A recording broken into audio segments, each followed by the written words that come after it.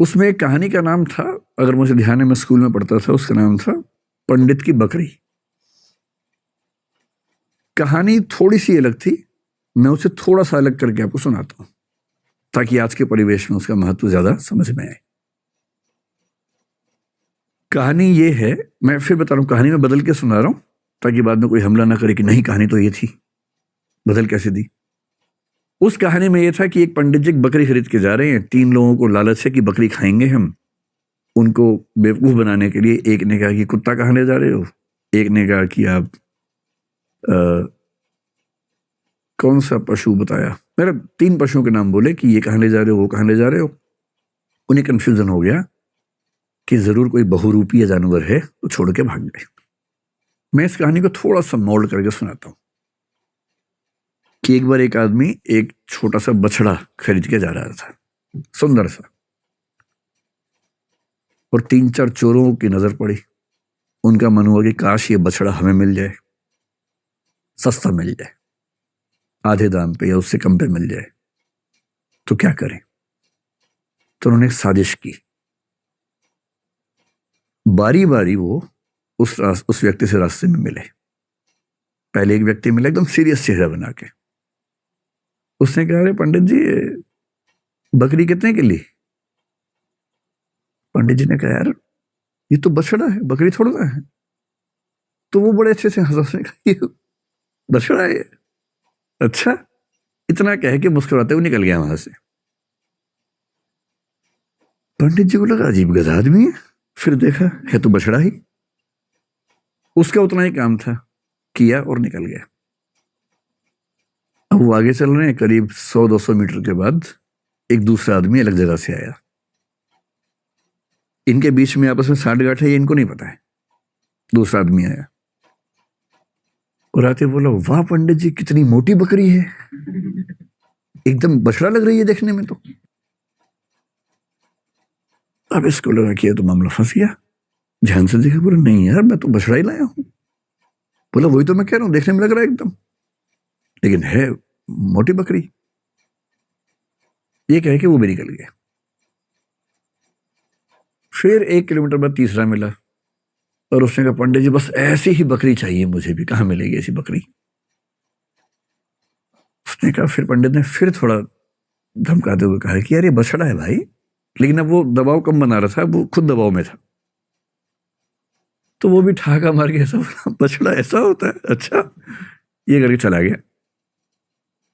और फिर चौथा आदमी जो असली था उनका मास्टरमाइंड, चीफ कॉन्स्पिरेटर, फिर वो आया पैसे गिनते हुए। उसने कहा, अरे अरे अरे, ऐसा ही बकरा चाहिए, ऐसी बकरी चाहिए, कितने की मिलेगी, कितने की मिलेगी।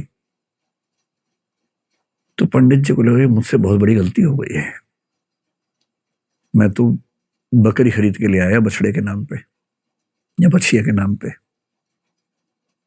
फिर लगा घर जाऊंगा, घर पे पिटूंगा, इससे अच्छा नुकसान कम कर लेता हूं। तो एज्यूम कीजिए कि उस जमाने में 100 रुपए के आसपास का लिया था, तो उन्होंने बताया कि मैंने 100 का लिया है। प्लस 100 का, बकरी तो 20 रुपए की आ जाती है, लेकिन ये इतनी तंदुरुस्त है, अगर आप चाहें तो मैं इसके बदले आपको 40 रुपए दे सकता हूं। और पंडित जी को लगा कि यार चलो, 60 का नुकसान सही, कम से कम 80 का तो नहीं होगा। और 40 का उसको दिया और खुश होकर घर लौटे कि बच गया आज तो। अब ये जो पंचतंत्र की कहानी है, ये इसलिए है कि जब हम जीवन में निर्णय करते हैं तो हमारे पास बहुत सारे ऊट पटांग से इनपुट्स आते हैं, और यदि आप बहुत समझदार इंसान नहीं हैं तो इस बात का पूरा खतरा है कि कोई ना कोई कभी ना कभी आपको बेवकूफ बना ही देगा। और हम जिस दौर में हैं, हम तो व्हाट्सएप यूनिवर्सिटी के दौर में हैं, सारा ज्ञान ही वहां से आता है। सोशल मीडिया, आप लोग मोबाइल फोन के मरीज हो चुके होंगे मेरे ख्याल से, मैं भी आधा मरीज हूं, आप भी होंगे ही, आप तो नई जनरेशन के लोग हैं, ज्यादा मरीज होंगे। बिना वजह के मोबाइल फोन खोल लेते होंगे, फिर उस पर करते रहते होंगे ऐसे ऐसे। रील देख रहे हैं तो रील ही देख रहे हैं, शॉर्ट्स देख रहे हैं तो शॉर्ट्स ही देख रहे हैं, मन ही नहीं भर रहा है। फोन देखते देखते थक गए और फोन रखा, और 1 मिनट के बाद फिर फोन उठा लिया कि थक गए हैं। क्योंकि डोपामाइन रिलीज होता है आजकल फोन देखने से। ये एडिक्शन है, खतरनाक एडिक्शन है। और हर वीडियो में कुछ ना कुछ मैसेज कन्वे हो रहा है। इंफॉर्मेशन इतनी ज्यादा कभी नहीं आई हमारे आसपास जितनी आजकल आ रही है, और वो भी ऑडियो विजुअल फॉर्मेट में आ रही है। अखबारों के दौर में लिखित सूचना आती थी, केवल साक्षर लोग पढ़ते थे, बाकी पढ़ते ही नहीं थे। आज के दौर में ऑडियो है, विजुअल है, टेक्स्ट है, हर भाषा में है। कोई व्यक्ति बच ही नहीं सकता। और अगर किसी समूह के पास ताकत हो, उसके पास 10,000 ऐसे बेरोजगार हों जिनको काम दिया जाए कि दिन में 500-500 मैसेज भेजने, हर मैसेज के बदले 2 रुपए मिलेंगे, तो कोई समूह पूरे समाज को अपने तरीके से सोचने के लिए मजबूर कर सकता है। महाभारत का सोच के देखिए। महाभारत का युद्ध है, एक तरफ पांडव हैं, एक तरफ कौरव हैं। पांडवों के साथ में कृष्ण है। नैतिकता के लिए जरूरी है कि पांडव जीतें और कृष्ण इस पूरी योजना के साथ वहां पर हैं। पर पांडव जीत नहीं पा रहे, जिसके कई कारणों में से एक ये है कि कौरवों की सेना में द्रोणाचार्य भी हैं, उनका पुत्र अश्वत्थामा भी है। द्रोणाचार्य गुरु तो पांडवों के भी हैं, कौरवों के भी हैं, पर वो राजधर्म का पालन कर रहे हैं क्योंकि वो जिस राज्य के साथ हैं उसके साथ खड़े हैं। पांडवों की सेना उनको हरा नहीं पा रही है। और अंत में कृष्ण को समझ में आता है कि पांडवों को जितवाने के लिए कुछ कूटनीति का सहारा लेना होगा। कृष्ण कूटनीति के शिखर हैं। वो युधिष्ठिर से एक बात कहते हैं, पर युधिष्ठिर तैयार नहीं है एक गलत बात कहने के लिए। और अंत में कृष्ण अपनी पूरी कूटनीतिक ताकत का इस्तेमाल करके सिचुएशंस बनाते हैं। एक हाथी अश्वत्थामा नाम का, उसकी हत्या होती है। बात फैलाई जाती है कि अश्वत्थामा मारा गया। अश्वत्थामा द्रोणाचार्य के पुत्र का नाम भी है। और द्रोणाचार्य अचानक हताश होने लगते हैं। उन्हें फिर भी लगता है कि एक बार मैं खबर को ऑथेंटिकेट कर लूं, प्रामाणिक है या नहीं चेक तो कर लूं। तो वो अपने समय के सबसे प्रामाणिक व्यक्ति युधिष्ठिर से पूछते हैं। युधिष्ठिर धर्मराज हैं, झूठ नहीं बोलते हैं। पूरी पांडवों की सेना ने, टीम ने जब उनसे कहा, वो तब भी तैयार नहीं हुआ कि मैं झूठ नहीं बोलूंगा। लेकिन अब झूठ नहीं है। अश्वत्थामा की हत्या हुई है, हाथी की हुई है, तो क्या हुआ, हुई तो है ही। और तब भी वो चाह रहे हैं कि मैं पूरी बात बोलूं। द्रोणाचार्य ने पूछा, क्या अश्वत्थामा मारा गया? युधिष्ठिर कह रहे हैं, अश्वत्थामा हतो नरो वा कुंजरो वा। अश्वत्थामा मारा गया, आदमी था या हाथी था।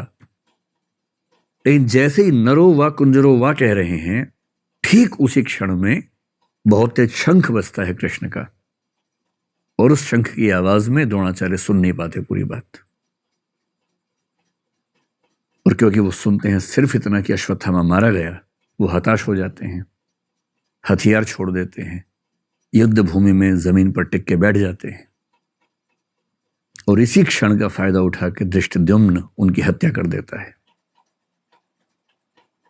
मैं सोचता हूं कई बार कि द्रोणाचार्य इतने योग्य व्यक्ति थे, यदि मिस इन्फॉर्मेशन से या मैनिपुलेटिव इंफॉर्मेशन से उनको भी एक गलत तथ्य के प्रति आश्वस्त किया जा सकता था, तो आज के दौर में जब हर तरफ सोशल मीडिया के हमले हैं, कैसे कोई व्यक्ति सही फैसले करे? अगर द्रोणाचार्य उस आवाज को सुन पाते, नरो वा कुंजरो वा, तो शायद उनका फैसला बदल गया होता, शायद युद्ध की कहानियां अलग होती। पर किस तरह से सूचनाएं पहुंचे, कौन सी सूचनाएं ठीक से न पहुंचने दी जाएं, कैसे कंटेक्स्ट से बात को हटा दिया जाए, अगर सूचना देने वाले इसमें माहिर हों, तो समाज क्या करे, आम आदमी क्या करे, द्रोणाचार्य जैसा महान चिंतक क्या करे। और इसलिए कुछ बातें जो मुझे लगता है कि होनी चाहिए इस मसले पर। मैं तो अपना जीवन लगभग 2/3 जी चुका हूं, बाकी तो पता भरोसा तो कल का भी नहीं है, लेकिन हाँ, अगर मैं भारत की सामान्य आयु के हिसाब से देखूं तो 2/3 जी चुका हूं। आप 1/3 वाले हैं, तो आपके जीवन में बड़े फैसले बाकी हैं। अधिकांश की शादी भी शायद नहीं हुई, आप लोगों के ना चेहरे बता रहे हैं, आपके चमक रहे हैं ना अभी। तो आपको बड़े फैसले करने हैं, और फैसला करना हर दौर में मुश्किल था, आज के दौर में सबसे मुश्किल है। तो कुछ सावधानियां कि जब आप फैसला करें जिंदगी में तो किन सावधानियों को बरतें ताकि गलतियां कम से कम हो। गलतियां उसके बाद भी होंगी, कौन है जो गलती नहीं करता है फैसले में? सब करते हैं, आप भी करेंगे, पर गलतियां कम हो, सही फैसले ज्यादा हों। मेरे एक फेवरेट दार्शनिक हैं Jean Paul Sartre, French philosopher हैं। उनके दर्शन का सार अस्तित्ववाद कहते हैं, एग्जिस्टेंशियलिज्म कहते हैं। उसका सार ये है कि अपनी जिंदगी की कहानी हम लोग खुद लिखते हैं, और किस चीज से लिखते हैं? अपने फैसलों से लिखते हैं, निर्णयों से लिखते हैं। आपने किसी परिस्थिति में क्या फैसला लिया, इससे आपके जीवन की आगे की कहानी लिखी जाएगी। इसलिए मुझे लगता है कि टॉपिक थोड़ा सा महत्वपूर्ण है, तो इसका नाम रख लेते हैं निर्णय। सही निर्णय लेने में क्या क्या सावधानियां होनी चाहिए, बेसिक सी बात इतनी सी है। जब आपके मन में कोई सवाल है तो सवाल पूछिएगा, पहले मैं अपनी बात रखता हूं, फिर आप सवाल पूछिएगा। जब भी कोई निर्णय लेने की प्रक्रिया में आप उतरते हैं, सबसे पहला स्टेप क्या है? सबसे पहला स्टेप है ये देखिए कि निर्णय की प्रक्रिया में उतरने से पहले आप निष्पक्ष और तटस्थ हैं या नहीं हैं। एक शब्द होता है तटस्थ, जिसको अंग्रेजी में बोलते हैं न्यूट्रल। तटस्थता को न्यूट्रलिटी बोलते हैं। इससे मिलता जुलता एक प्रसंग है निष्पक्ष, या निष्पक्षता कह लीजिए। इसको बोलते हैं इम्पार्शियल होना, या इम्पार्शियलिटी एज ए क्वालिटी। ये मैं कह रहा हूं कि निर्णय की प्रक्रिया में उतरने से पहले, बाद में तो जो होगा देखेंगे। जैसे हमारा समाज इस समय बहुत सारे सामाजिक राजनीतिक मुद्दों से घिरा हुआ है। जैसे एक मुद्दा कुछ दिन पहले आया, जो हिजाब का मुद्दा जिसको हम कहते हैं।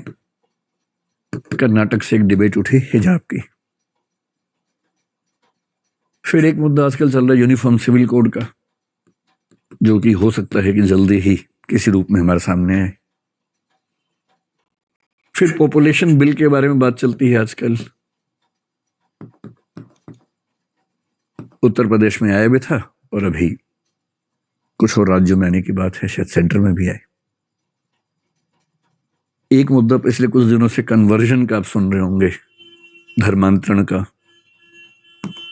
लव जिहाद का मुद्दा सुन रहे होंगे। सारे मुद्दे हमारे सामने आते रहते हैं। हम इन सब पे बात करेंगे समय के साथ, धीरे धीरे इन सब पे बात करेंगे। पर किसी टॉपिक पर बात करने से पहले देखना जरूरी है कि हम पहले से फैसला ले तो नहीं चुके हैं। और सबसे बड़ी दिक्कत हमारे समाज की है कि फैसले पहले हो चुके हैं, विचार बाद में होता है। सही प्रोसेस तो ये है कि पहले विचार हो, फिर फैसला हो, और फैसला पहले होता है। मेरे बहुत सारे दोस्त हैं, हिंदू हैं, मुसलमान हैं, सिख हैं, हर धर्म के लोग। मतलब वैसे तो मैं बहुत ही अकेले टाइप का आदमी हूँ, दोस्त ज्यादा है नहीं, पर जो हैं उनमें मतलब डाइवर्सिटी ठीक ठाक है। मैंने क्लासेस में भी देखा, और मैंने पाया कि हिजाब की बात आते ही कोई मुस्लिम बच्चा जनरली इस भाव से देखता है कि नहीं ये गलत हो रहा है हमारे साथ, और कई हिंदू बच्चे इस भाव से देखते हैं कि एकदम सही, और होना चाहिए, और होना चाहिए। और मजे की बात है कि टॉपिक क्या है ना इसको पता ना उसको पता है। कर्नाटक हाई कोर्ट का जजमेंट क्या है 128 पेज का, ना इसने पढ़ा ना उसने पढ़ा। कर्नाटक सरकार का क्या डायरेक्शन आया था, रूल क्या था, ना इसने पढ़ा ना उसने पढ़ा। और फैसले का एग्जैक्ट मतलब क्या है किसी को नहीं पता। पर हम टॉपिक शुरू होने से पहले ही राय बना के चलते हैं। E.H. कार एक बड़े अच्छे विद्वान हुए हिस्ट्री में। उनकी एक किताब है बड़ी अच्छी, हिस्ट्री, इतिहास क्या है, व्हाट इज हिस्ट्री। बड़ी अच्छी किताब है। उन्होंने साबित किया कि हिस्ट्री के बारे में आप कुछ भी कह लीजिए, कितने फैक्ट्स हैं, इतने प्रमाण हैं, सब बेकार की बातें हैं। अंततः इतिहासकार के दिमाग में जो बैठा हुआ है वो साबित वही करता है। इसलिए मार्क्सिस्ट हिस्टोरियन लिखेंगे तो आप पाएंगे सबके निर्णय लगभग एक जैसे आते हैं, और जो नेशनलिस्ट हिस्टोरियंस हैं उनके फैसले एक जैसे आते हैं हमेशा। किसी हिस्टोरिकल फिगर को लेकर सोच लीजिए, अकबर की बात कर लीजिए, औरंगजेब की बात कर लीजिए, एक धारा के फैसले हमेशा एक से आएंगे, दूसरी धारा के फैसले हमेशा एक से आएंगे। ऐसी माइंडसेट से अगर हम चलेंगे, और हमारी यूनिवर्सिटीज में भी तो यही होता है। बहुत रोचक बात है, यूनिवर्सिटीज में टीचर्स बटे हुए हैं कि ये मार्क्सवादी है, ये भाजपाई है। और मैं सोचता हूं कि जो आदमी देश को पढ़ाने की जिम्मेदारी संभालता है यूनिवर्सिटी में, वो एक विचारधारा से बंध कर चीजों को देखने का आदी कैसे हो सकता है? उसके अंदर इतना वैचारिक साहस क्यों नहीं है कि किसी मुद्दे पर मेरी विचारधारा से बेहतर राय किसी और विचारधारा की भी हो सकती है? ये साहस क्यों नहीं है? और इसलिए जो बात यूनिवर्सिटीज तक में मिस होती है, तो समाज में तो कहां से आएगी? विश्वविद्यालय का तो काम है समाज को सही दिशा देना, वही नहीं है तो समाज में कहां से आएगी? पहले कोशिश कीजिए न्यूट्रल होने की, तटस्थ होने की, कि मुद्दे को समझने से पहले ना मैं इस तरफ हूं ना मैं उस तरफ हूं। हिजाब की बात है, मुझे नहीं पता, मैं पहले स्टडी करूंगा पूरा। स्टडी करने के बाद मामला ठीक लगेगा तो मैं कहूंगा हाँ ये ठीक है, गलत होगा तो बोलूंगा गलत है। पहले क्यों फैसला करूं? ये तो बहुत बेसिक सी बात है। न्यूट्रलिटी ही जब रियल सिचुएशंस में आती है उसको बोलते हैं निष्पक्षता, impartiality in the specific situations. और ध्यान रखना है, निष्पक्ष नहीं रह पाने के भी दो तरीके होते हैं। निष्पक्ष का मतलब है कि भाई मैं एक्स और वाई के झगड़े में ना एक्स की तरफ हूं ना वाई की तरफ हूं। जैसे मान लीजिए दो बच्चों में झगड़ा हो जाए और उनमें से दोनों की मम्मियां नीचे आ जाएं। जनरल परसेप्शन ये है कि मम्मी बच्चों के झगड़े में अपने बच्चे का पक्ष लेगी। ये ऐसा नहीं कि सोशल कंस्ट्रक्ट की बात हो रही है, बायोलॉजिकल लेवल पे बात चल रही है, क्योंकि मदर्स का लव आमतौर पे अनकंडीशनल माना जाता है। और ये बात मैं जो कह रहा हूं, मैं अफवाहों के बेस में नहीं कह रहा हूं। एरिक फ्रॉम बहुत बड़े मनोवैज्ञानिक हैं, उनकी किताब है द आर्ट ऑफ लविंग, उसके बेस पे कह रहा हूं। मदर्स का लव आमतौर पर अनकंडीशनल होता है कि मेरा बच्चा परेशान है तो फिर मैं अपने बच्चे के साथ हूं। मुझे विचारधाराओं से, राष्ट्र, समाज, राजनीति, इन सबसे मतलब नहीं, मुझे बच्चे से मतलब है। इसे यदि कोई मदर बहुत ऑब्जेक्टिव है अपने बच्चे के मामले में तो बहुत बड़ी बात है। जनरली इस बात की संभावना ज्यादा है कि वो थोड़ा सा उसके पक्ष में खड़ी होगी। पिता लोग जिस प्रोसेस से आगे बढ़ते हैं उसमें इस बात का खतरा ज्यादा होता है, या संभावना ज्यादा होती है कि वो ऐसे मामलों में बहुत ज्यादा अपने बच्चे के पक्ष में झुके हुए ना दिखें। कभी कभी नहीं भी होंगे, लेकिन उसमें भी खतरा है। कभी कभी हम खुद को इम्पार्शियल दिखाने के लिए दूसरे पक्ष के पक्ष में झुक जाते हैं।